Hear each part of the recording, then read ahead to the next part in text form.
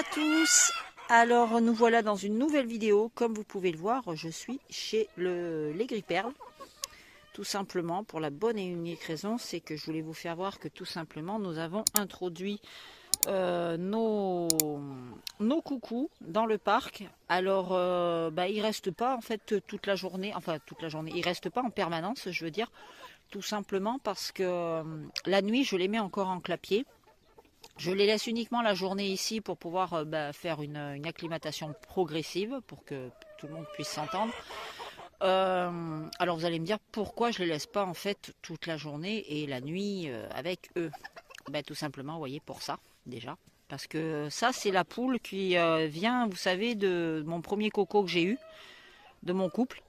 Et donc elle s'est approprié le coq coucou. Et la femelle qui est venue avec ce coq-là, elle est là.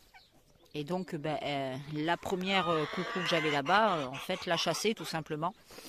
Et du coup, je me suis aperçue qu'en fait, le petit coq coucou avait, d'ailleurs, qui s'appelle Floki, il avait un béguin pour les Gris-Perles.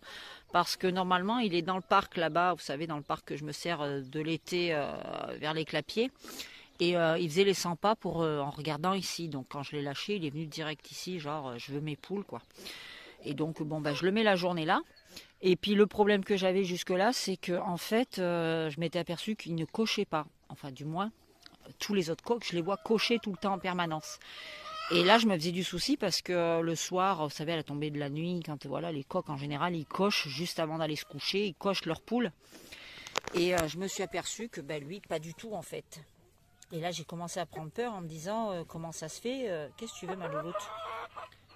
Oui, t'es mignonne, ma chérie. T'es mignonne. Et je me suis aperçue en fait que tout simplement, lui, rien, il se passait rien du tout. Il s'intéressait pas. Tais-toi, Pépette. Il se passait rien en fait. Il se passait rien au niveau du clapier. Alors oui, il appelait les poules. Oui, il s'en occupait simplement, quoi. Mais je le voyais pas cocher, donc j'ai dit merde, qu'est-ce qui se passe quoi? J'ai dit il y a un problème ou il y a un truc qui va pas quoi, c'est pas normal. Un désintérêt total. Et puis bref, je l'ai laissé comme ça et là. Donc bref, hier j'étais en train de nettoyer la partie là, comme ça, la tête dans le poulailler et tout. Et puis j'avais tous les loulous qui étaient dans le parc. Et là, à un moment, je me retourne et qu'est-ce que je vois? Je vois mon petit Floki en train de cocher une de mes poules Gris-Perles. Je vous explique même pas comment j'étais contente. Je vous mets la petite vidéo dans le coin là. Je vous dis même pas, j'ai même pas osé bouger quand je me suis retournée et que je l'ai vu. J'avais les yeux, ils allaient me sortir de la tête. Mais j'étais en mode, vous savez, 1, 2, 3 soleil quoi. Bouge plus. Bouge plus. Et en fait, il a fait ça 1 fois, 2 fois, 3 fois dans la journée. Donc j'ai dit yes, c'est parti, c'est génial. J'étais trop contente. Donc voilà nos loulous. Donc maintenant il n'y a plus qu'à. Donc il a toujours sa préférée. J'ai l'impression qu'il a coché dans la journée les 2 mêmes poules. Vous voyez, il s'en occupe un peu plus. Il est un peu plus présent vers les poules. Par contre, j'ai vu que depuis que je l'ai d'ailleurs, il a toujours ce petit problème avec cet œil un petit peu fermé. Et par moment, il a... Je sais pas, il marche un peu comme un crabe sur le côté, comme ça, comme si il voulait se frotter le côté de l'aile sur les murs, sur les parois. Donc ça m'inquiète un petit peu, mais bon, visiblement ça l'empêche pas. Alors comme vous pouvez le voir, je suis toujours dans les soins pour mes poulettes, pour la gale des faces. Ça devient un petit peu pénible parce que c'est très long à soigner, vous voyez. Voilà, c'est très très long à soigner. Oui, ma pépette. Ah c'est bien, tu nous fais un gros pan pour qu'on voie bien ce qui se passe. Voilà, donc là c'est en train de sécher, hein, je traite. Voilà, on voit bien là. C'est en train de sécher, mais bon, c'est très long, hein, c'est fou. Vous voyez, elle a des petites peaux de partout. Alors tous les jours, je lui mets un petit peu d'huile d'amande douce pour bébé. Je lui frotte toute la tête, en fait, la peau au niveau de la tête, sur le dessus. Il faut bien faire le dessus aussi de la tête parce qu'on ne voit pas, mais sous les plumes, il y a aussi des petites croûtes. J'ai mis comment on appelle ça, le spray Gall de chez la ferme de Beaumont que j'utilise, qui est très très bien. Moi, il m'a soigné toutes les pattes de mes cailloutés parce que ça, franchement, c'est le top du top. Je le recommande à 200%. Tout comme je recommande aussi l'huile de cad, hein, parce que j'ai alterné le spray Gall, que je vous mets la petite photo ici, avec l'huile de cad sur les pattes. Après sur la face, voilà, j'ai tenté avec le spray Gall, donc c'est compliqué parce que c'est un spray. Et quand vous mettez du spray, il faut faire attention de ne pas en mettre dans l'œil, quoi, dans les muqueuses et tout ce qui s'ensuit. Dis donc, tu vas te calmer, Belette, là? Oh, oh, oui, c'est à toi que je cause. Donc oui, je disais, il faut faire attention de ne pas en mettre dans les yeux, parce que voilà, il y a quand même de l'huile essentielle dedans, donc ça brûle. Et donc, eh ben, vous voyez, elles, c'est les deux côtés, quoi. Ah, elles me font de la peine quand je les vois. Hein. Je sais plus quoi faire, là. Et du coup, donc j'ai passé ça, je faisais en alternance, tous les 3 jours, je mettais le spray. Et après, je mettais un petit peu sur mon doigt de l'huile de cad, mais j'en mettais pas à côté des yeux, parce que déjà, l'odeur, c'est horrible. Mais près pour les narines des poules, c'est pareil, enfin, je trouve pas que ce soit une très bonne idée.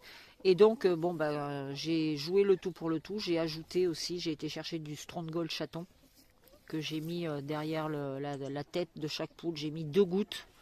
Alors ça coûte cher ce truc, je savais même pas quoi. C'est pouf. Et les fioles, vous avez, je crois, c'est 8 gouttes dedans, en fait, dans chaque fiole. Et il faut savoir que j'ai dû payer, je crois, c'est 12 € la fiole. Vous voyez ce que je veux dire? Voilà. Donc quand vous devez faire toutes les poules là, plus j'ai traité aussi mes cailloutés par sécurité.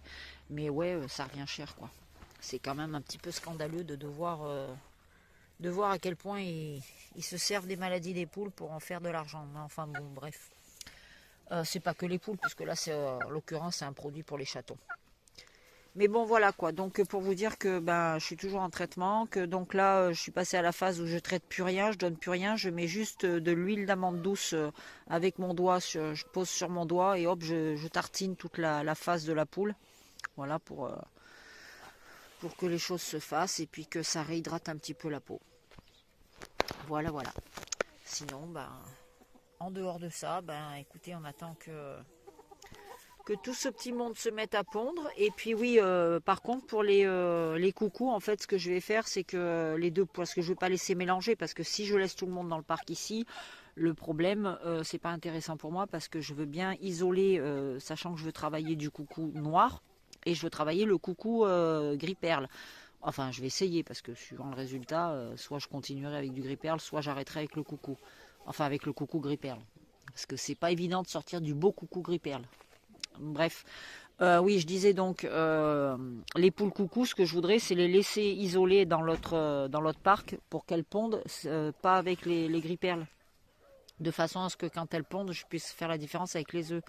Parce que là, sachant que sur mes gris perles, le coucou, ça va me sortir que des jeunes noirs coucou. Donc, je ne pourrais pas savoir qui est porteur gris perle ou pas. Donc, c'est le problème qui va se poser. Donc, c'est pour ça que les deux poulettes, elles resteront séparées. Et simplement, c'est le coq qui naviguera d'un parc à l'autre. Voilà. En attendant, c'est comme ça que je vais procéder. Au moins, je ferai la différence et je sais que tous les œufs que je récupérerai chez les gris perles, ils seront porteurs GP. Ça sera du coucou porteur GP. Ah, mes filles? Oui. Oui, ma poulette. Oui, ma belette. Ben oui, ma chérie. Qu'est-ce que tu dis, ma chérie? Jalouse? Oui, t'es une jalouse. Oui, ma pépette. Ah, ça me fait de la peine de les voir comme ça. Hein. Puis en plus, c'est douloureux pour les animaux, hein, parce que la peau, elle se craque, elle est... Enfin, voilà, quoi. Enfin, voilà. Bon, c'était pour vous faire voir tout ça. Et puis, j'ai eu d'autres petites éclosions de Brahma, là. Je vais voir si j'ai 5 minutes, je vais vous les faire voir. Qui doivent partir mardi, d'ailleurs. Voilà, et là, je les ai mis, du coup, avec mes petits pékins. Vous voyez, même les coucous, je les ai toilettés. Hein. J'ai fait la toilette à tout le monde, en fait. Arrêtez, les filles. Et oui, donc, je les ai mis avec mes petits pékins. Et la personne doit venir les chercher. D'ailleurs, j'en ai un autre qui a éclos ce matin. Et j'en attends 2 autres d'ici demain, maximum demain, quoi. Donc, voilà. Et normalement, voilà, j'ai aussi un de mes coqs noirs qui part avec ses 2 poules mardi. C'est la personne qui prend les petits Brahmas qui m'a réservé en fait un trio des cailloutés. Voilà, voilà. Et puis pour ce qui est des Brahmas, je vous dis, je suis en plein réfléchissement, mais un truc de fou parce que sincèrement, ça me dérangerait pas de ne plus les avoir. Mais mon coq qui est là-bas, le noir là, c'est mon bonhomme, je l'adore, c'est mon petit bout à moi. Il est trop gentil, trop câlin. C'est la seule chose qui me retient de me séparer du saumon en fait, parce que tout simplement, voilà, j'ai d'autres projets pour les brahmas. Là, le saumon, je sais pas, j'ai un peu fait le tour et je sais pas encore exactement. Mais voilà, j'ai un autre projet et je sais pas si je le poursuis pour l'année prochaine ou en toute sincérité, je sais pas du tout. Voilà, je vais pas prendre de décision hâtive comme ça, mais c'est vrai que s'il n'y avait pas mon saumon noir, la réflexion se poserait même pas, en fait. Mais alors pas du tout. Ça serait vite vu. Mais voilà, j'ai mon saumon noir, donc c'est ce qui me retient dans mon choix. Je vous mets la petite photo de ce que j'envisage de faire à l'élevage. Voilà, c'est ce qu'on appelle tout simplement du brahma coucou.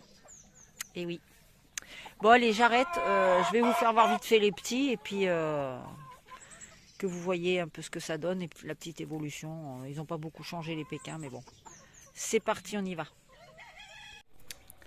Alors nous voilà avec les poussins. Comme vous pouvez le voir, bon comme d'habitude, hein, la grosse différence entre les brahmas et les Pékins, c'est que les brahmas sont hyper sociables dès qu'ils sont tout petits. Donc ils n'ont peur de rien, ils viennent directement au contact, ils cherchent ils cherchent tout simplement le contact. Hein.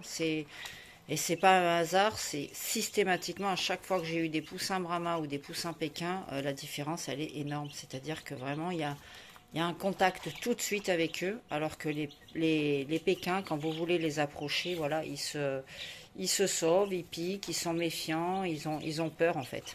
Alors que les brahmas, franchement, c'est une race à élever qui est juste formidable, quoi. C'est vraiment formidable. Ils sont vraiment très confiants, ils cherchent le doigt, en fait. Ils cherchent vraiment, voilà, ils ont absolument pas peur, vous voyez. Ils viennent directement. C'est un truc de folie parce que du coup, on a une relation particulière avec eux qui fait que, tout simplement, on apprécie encore plus. On apprécie vraiment encore plus. Vous voyez, ils viennent vraiment, c'est vraiment. Je peux pas faire ça avec un Pékin, c'est pas possible. C'est juste pas possible. Le Pékin, vous lui faites ça, il se met à piailler, à couiner dans tous les sens.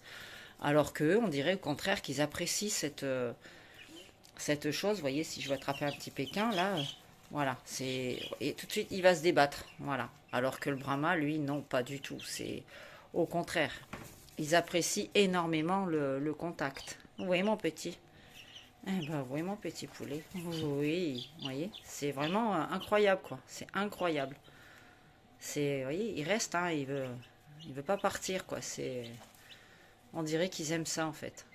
C'est pour ça qu'à chaque fois, ça me fait de la peine de les voir partir, parce que je me dis, bon, après, ils grandissent, hein, donc ils deviennent un peu plus méfiants, hein, c'est normal. Mais voilà, quand ils sont tout petits comme ça, on aimerait qu'ils ça reste toujours tout petits comme ça. C'est tellement agréable, c'est des bons moments à passer avec eux et voilà quoi. Donc c'est toujours un plaisir pour moi d'avoir des petits poussins et de pouvoir avoir ce contact-là particulier avec eux. Et c'est vrai que voilà quoi. Vous voyez, tous les brahmas, ils sont vraiment différents. Ils ont une mentalité complètement différente. Voilà. Ceux-là, ils ont 24. Oui, qu'est-ce que je dis? Non. Ils ont 3 jours, ceux-là, pardon. Voilà. Je me perds, hein, j'en fais tellement éclore en décalé qu'à force, je finis par me perdre en fait. Hein? Un petit chat. Oui, vous voyez les Pékins, ils sont là-bas, puis ils bougent pas, hein, ils viennent pas, ils cherchent pas le contact hein, en fait. Hein. Et eux, c'est un petit loulou. Eh ben alors mon petit loulou, bonjour toi, bonjour. Oui, et bonjour. Bonjour petit poussin. Hein? Trop mignon. C'est trop mignon. Regardez-moi cette petite bouille. Ben oui, j'adore ça. J'adore ça. Et quand vous voyez là que les Pékins là-bas, ils ont déjà une dizaine de jours, enfin un petit peu moins, ouais, c'est impressionnant. Impressionnant. Qu'est-ce que t'as mon petit chaton? Qu'est-ce que t'as mon petit chaton? Voilà un petit bébé. Un petit bébé, oui. Oui mon petit. C'est adorable. Enfin voilà, vous voyez, j'ai mis 2 points d'eau en fait pour pouvoir qu'ils aient à peu près de quoi boire tous. Là, il faut que je le rechange parce que voilà, l'eau, elle est sale et ils ont mis des graines dedans, donc ça a absorbé l'eau. Normalement, je mets 2 assiettes de mangeoire ici. Bon, les Brahmas s'en vont du coup mardi avec mon trio de cailloutés. Et bien sûr, on gardera nos petits Pékins comme il se doit à l'élevage. Voilà. Bon, bah écoutez, sur ce, je pense... Ah oui, alors, là-dedans, il faut savoir que j'ai un Pékin Splash. Donc, je ne sais pas si vous voyez. Hein, voilà. Donc, il faut que je le retrouve. Parce que, normalement, voilà, c'est celui-là. Là, c'est un petit Pékin Splash. Ici. Voilà. C'est du Splash. Alors, évidemment, je lui avais mis un petit peu de feutre jaune sur la patte pour le reconnaître. Voilà, parce que si je vous prends à côté un petit Brahma, c'est un peu compliqué, vous voyez. À part la tête, la morpho, voilà. Mais l'un dans l'autre, on pourrait très bien arriver à les confondre.